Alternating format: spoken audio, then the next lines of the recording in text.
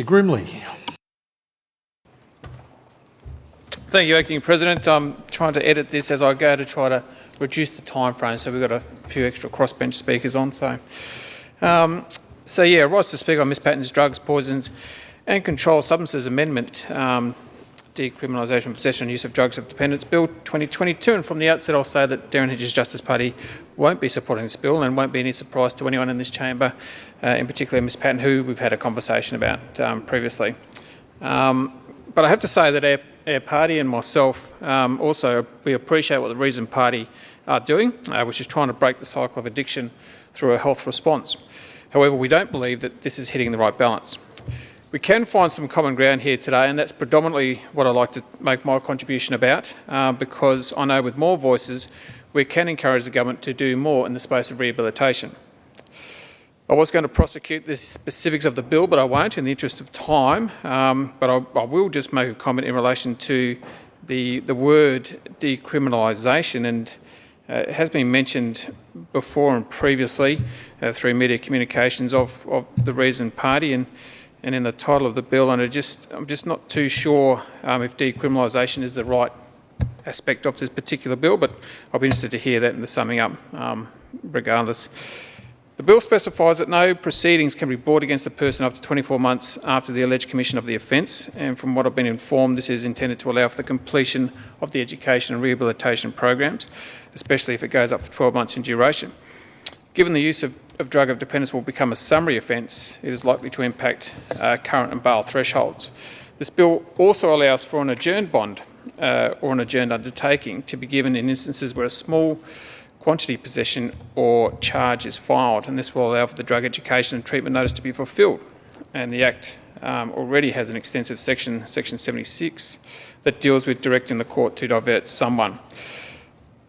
In this instance, the person needs to satisfy the criteria, including having no similar prior offences, in order to attend a drug education and information program, considering the character and antecedents of the person, as well as a public interest test.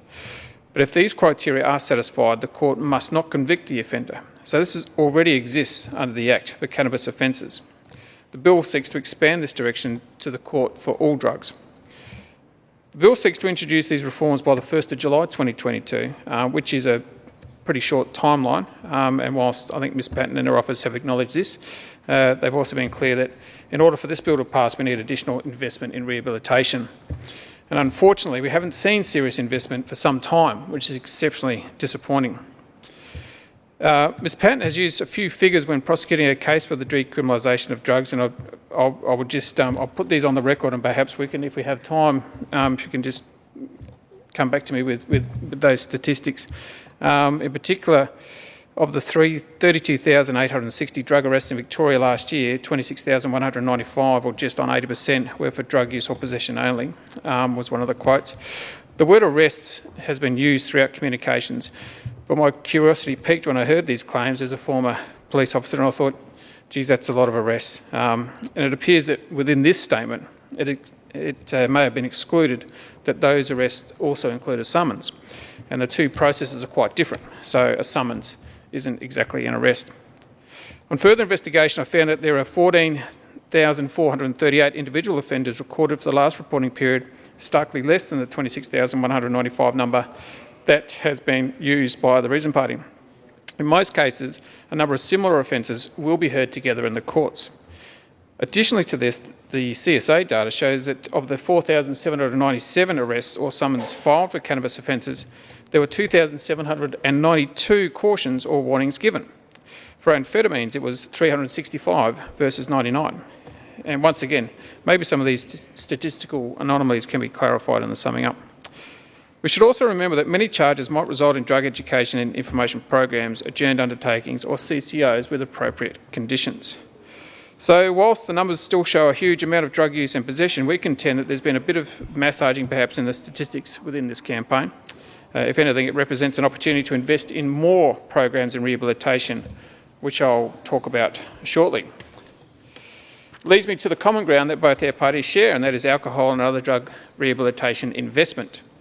And did members in this place know that during the COVID times, there were absolutely no detox beds in some areas? That means that if you had an addiction and you were ready to go down the path of rehabilitation and you wanted to get clean, there was nowhere for you to go, nowhere to detox, which means that you couldn't enter rehab either. How in the world are we supposed to be fixing the problem of drug addiction when people literally cannot get help, even if they want it? Take the very real case of the Lookout, a residential rehab proposal in Warrnambool in my electorate of Western Victoria. The Western Regional Alcohol and Drugs Centre have been pushing for this proposal, doing all the legwork for half a decade plus. Their work is to be highly commended, especially that of Jeff Somer. The facility will cost $3.5 million in capital works plus ongoing costs. It's ready to go, depending on any additional specific requirements of the Department of Health.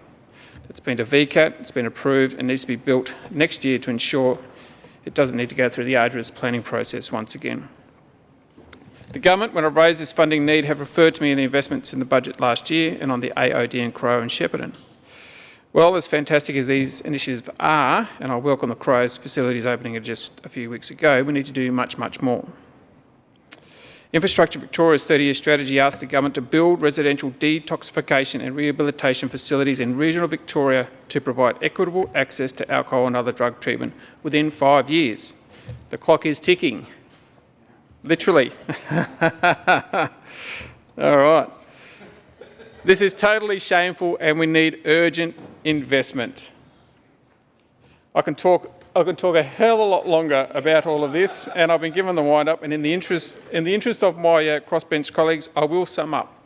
And I will sum up by mentioning that I've received numerous police communications over my time here, and I had one in particular that I wanted to share, and it's in relation to a couple of jobs that a police member attended recently, in relation to some people having episodes, mental health episodes. In particular, one of the persons advised, the partner advised that she had just taken ice a month ago. In another episode, a 16-year-old male who was transported to ambulance was having an episode causing significant harm to himself, and they were advised that he had just recently started to take LSD. So there are these things that are happening in the community right now that are quite traumatic for all the community members, in particular police members and family members, and the police are doing a wonderful job. Despite what's bandied around here sometimes, that police do a wonderful job in protecting our communities, keeping them safe, and they're very professional in what they do. Like I've said, we won't be supporting this bill, but we would implore the government to get serious about investing in alcohol and other drug rehabilitation and all its associated support mechanisms. Thank you.